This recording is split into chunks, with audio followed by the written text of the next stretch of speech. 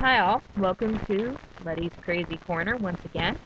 I'm going to start with an incident that happened on my third trip to the loony bin, if I'm not mistaken.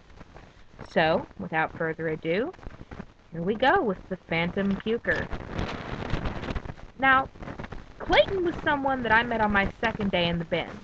Now, he wasn't the kind of kid you'd expect to be crazy as he was. In fact, he was always well-dressed, spoke clearly, obviously intelligent, all-around charming kind of kid. Now that I think back on him, he kind of reminds me of a tiny little Norman Bates. Ah, indeed, hindsight is 20/20, especially when it comes to future serial killers. Now, it was after I got there, and had been there for at least 24 hours, that I discovered that a strange plague was sweeping the children's ward, especially the girls' dorms. Someone was puking in the underwear drawers, then leaving them flowers. Now, the flowers would have been okay, and would probably won whoever it was some major points, but it was that little something extra that just rubbed us the wrong way. It was Melody, the girl in the bunk next to mine, that was struck next after I arrived.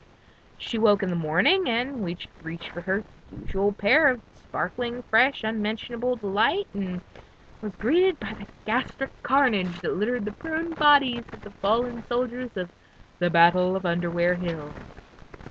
No one had been spared, neither cotton, nor silk, nor rayon, nor even spandex were free of the puke that littered that drawer.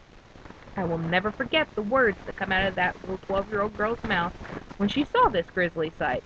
"God damn it, hey y'all bitches, wake the hell up! The Phantom Puker done struck again. He got my motherfucking Hello Kitties," she said, hands on her tiny little hips, her dark eyes snapping crazy rage. See, Melody was in the bin for an interesting problem. She cursed. A lot. Creatively and fantastically. This pretty little girl could have given sailors lessons in gruesome with some of her combinations. And she also had the lung strength to go a long, long time. This made her an entertaining roommate, indeed.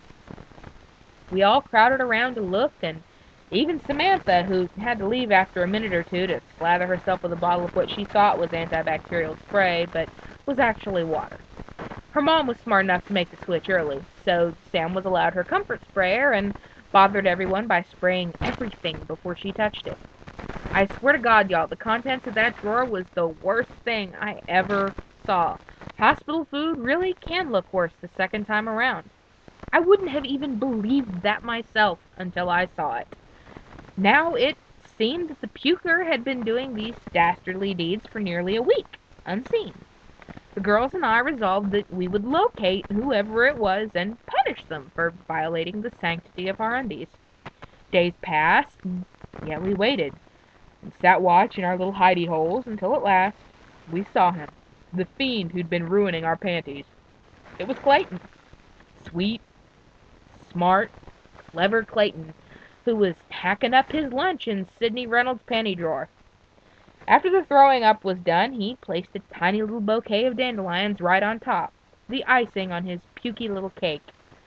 Now, any of the other freaktastic crazies we'd have thought of, but Clayton? We weren't sure whether to kill him or be flattered.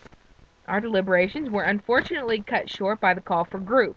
Now, group is what we fondly called the Who's a Bigger Freak Hour, because it seemed like the more you went, the freakier things you found out about other people. Like, to this day, I'll never forget the one thuggish little shit admitting to sniffing his mom's underwear and liking it. I was scarred for life, y'all. I'm not kidding. At any rate, whoever does best that day in group got to sit in the special bear chair and have a cookie. Now, this was a coveted honor.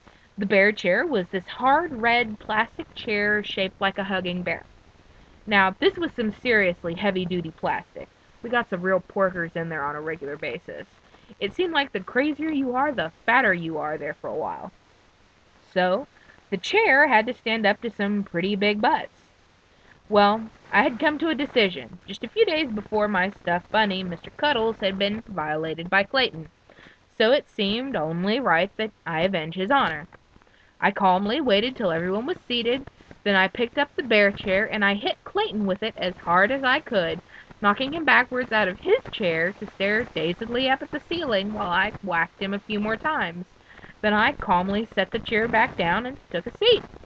I still giggle when I remember Samantha pointedly spraying Clayton in the eyes as he lay, dazed and helpless. Let no one say the girl didn't have good timing. This didn't last long because Clayton, bleeding and very unhappy, started to cry when he was doused by the water o' doom, which galvanized the nurses to action. I was apprehended and papoosed yet again and put in the quiet room again to sleep off the new shot of drugs I was given. Later, when all was calm and the situation sorted out, they pulled me aside and asked me why I just didn't tell them what happened. Now, a sane person might have done that, but this was my answer. He puked on my bunny. I can forgive a lot of things, but he puked on my bunny. He's lucky I didn't beat him to death. I don't see him trying too hard to sit in the bear chair for a while. I think he's had enough chair for a lifetime. This is our lesson for today, boys and girls. Hitting people with big red plastic chairs solves all your problems. Clayton and I were best friends after that until he left. Crazy people. The memories, they never quite end. Well, till next time, y'all.